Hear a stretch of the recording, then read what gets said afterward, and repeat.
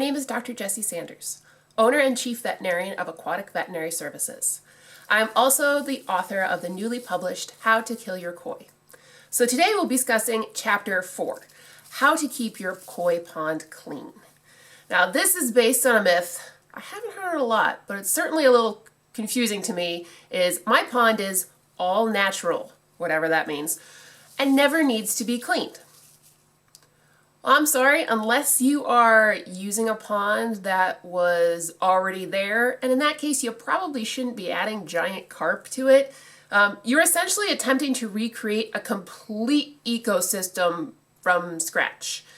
And some of those elements, the trophic levels all the way down to the tiny invertebrates, little tiny bacteria, you have to, again, bring this into your pond in order to have a completely functioning ecosystem, which for most owners isn't really possible. So instead, you have various filtration methods that are designed to keep your fish happy and healthy. Starting off with your mechanical filtration. So this is responsible for removing particulates from the water. And a lot of the times this is missing in a lot of ponds, which can really foul up your biological filtration, which is responsible for giving your beneficial bacteria a nice, happy home to live with lots of water flow. So some examples of mechanical filtrations are skimmers, settling tanks, and then drum or sieve filters. Again, most koi ponds I see, they might stop at the skimmer. That's really not a lot to get, those tiny little particles, which then go into your biologic filter. Usually this is going to be matting, strapping, pressurized bead filters, gravel, or old school sand filters, which I had the privilege of cleaning out at a major aquarium. Yeah, those things are gross. So thankfully there has been updated technology where you don't have to use sand anymore unless you like the way it leaves your water, which in that case, perfectly fine. Have fun cleaning. So there's also UV filters, which we're going to talk about in our next chapter, Chapter 5. So you have all these components, and really they're going to do a really good job of keeping your water clean. But with our nitrogen cycle, which we talked about in the last chapter, your nitrates are going to start going up, and that's when your water changes are going to be important. So, never heard of a water change before. This is essentially taking out the old water and refilling it with fresh water. Brings your nitrates down and brings your KH back up.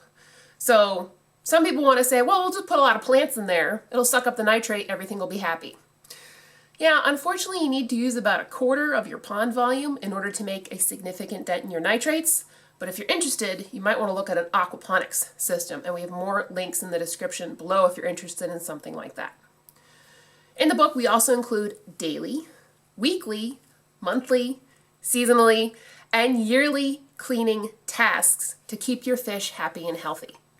If you don't want to clean it yourself, that's perfectly fine. But please make sure that your maintenance company knows what they're doing. We include a long list of questions to ask, including, how do you clean your equipment? You don't want them to keep passing things between all their clients. And do they know how your filtration components work?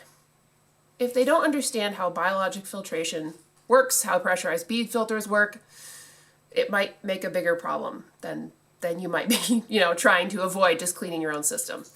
So that is everything that we have to say about keeping your koi pond clean. Again, a task nobody really wants to do, but it is very important to keep your fish happy and healthy. Thank you so much for watching, and we'll see you again soon. For help with your fish, please visit the American Association of Fish Veterinarians at fishvets.org or the World Aquatic Veterinary Medical Association at wavma.org.